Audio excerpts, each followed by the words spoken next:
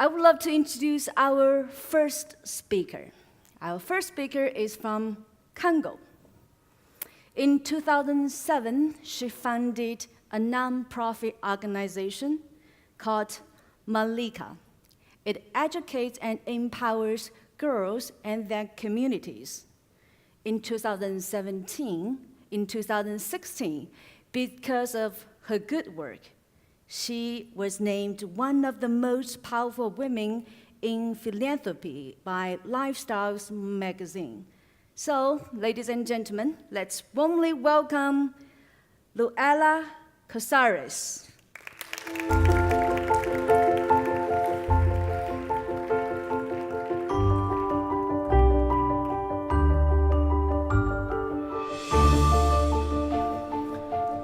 Good afternoon, everyone. Thank you very much for joining us today at WISE Summit.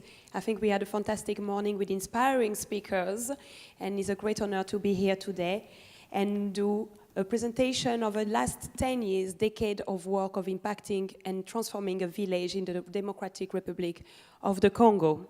I'm Noella Casares Musunka, founder of Malaika and a Global Fund ambassador. It's very hard in 7 minutes to tell you about 10 years of work in the Congo. When we have a crisis education all over the world and more than 260 million children are out of school, 130 million of girls out of school, alone in the Democratic Republic of Congo, more than 7 million, the crisis of education called all of us in one world that we need to tackle and work together. Education will be the solution to tackle the difficulties we're having in our society. It was very weird this morning to speak about the problem of the social media. We're all going through that with our children, etc. But believe me, in the village that where we're operating, they don't have any basic. No electricity, no water, not really have maybe 1 meal a week. So they're very far off the world of civilization and technology. To tell you a little bit about me and why I started Malaika, I was born in the Congo. My dad died when I was 5 years old. I wake him up after his nap, and he never wake up. And my mother didn't have any resources to keep me. So I grew up from families in Europe. And I went to see my mother after 13 years. And it was a crucial time for me, where I decided I will not only help her, because she was living in such poverty, but I will want to do something back one day for my country and for my continent. So this talk is dedicated to all the children that deserve education and is a basic right to go to school. And you know what is for me, I never grew up with Congo, but I wanted my children to know it. So my son, I have a son, he's 7 years old, and my daughter is 3 years old. And my son has been more than 15 times with me in the Congo. And when he go in the village to play with all his friends, he say, "Mom, I went to pick up my friend. They live in one room, 7 of them. They don't have bed, Mom. We need to buy them mattress." So at the end of the trip, I'm broke. I have to buy for all his friends mattress, water, buckets, food, and etc. So at a young age of 7 years old, he's a natural philanthrope. For him, he wants change. He sees with his eyes. We don't teach him. He sees naturally.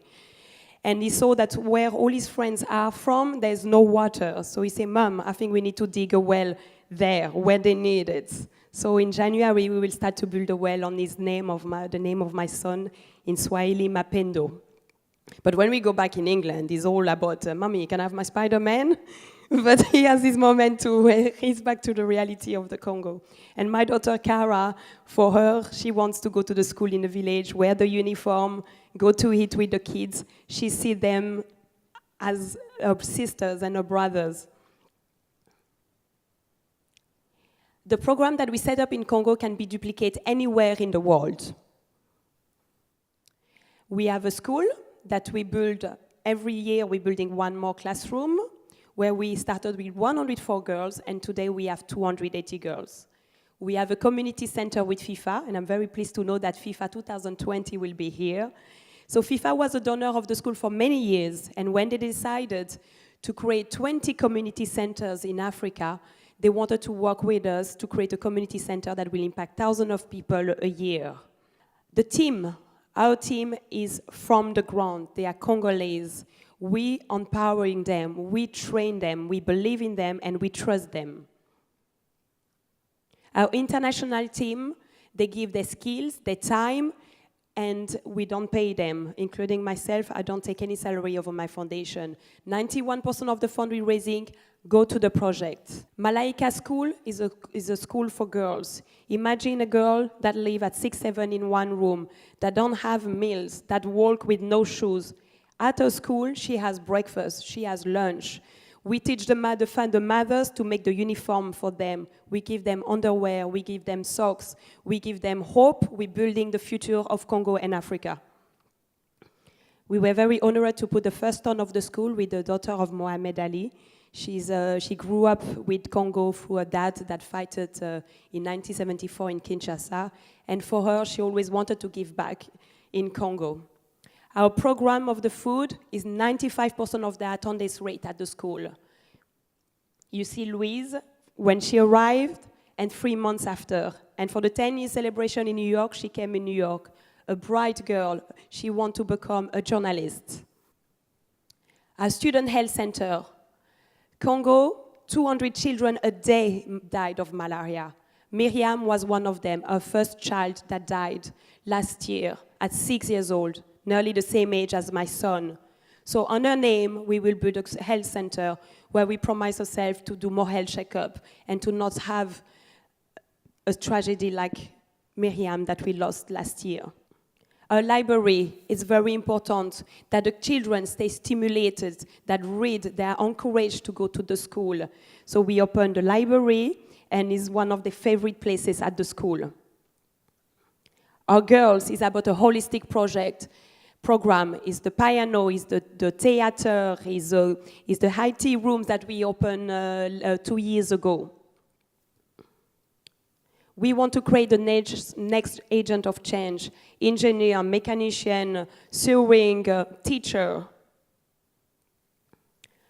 In June, our 26 students of the 6th primary passed the 100%, they passed all the tests, national test of the 6th primary. So we have 100%. The Minister of Education called us and congratulates us, and we are one of the best schools in the Congo.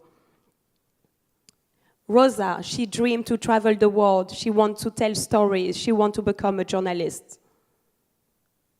Our community center, more than 5,000 people a year going to learn to read, write, IT classes, sewing, they want to be leaders, entrepreneurship. Annie, she didn't know how to read and write. Through a community center, she can read a letter. She's not ashamed anymore with the older mothers to not know how to read. Our farm, we grow the food and it goes to a school. It's the reason our program can be duplicated. The school, the community center, the farming, and our 8 wells that impact more than 16,000 people a year.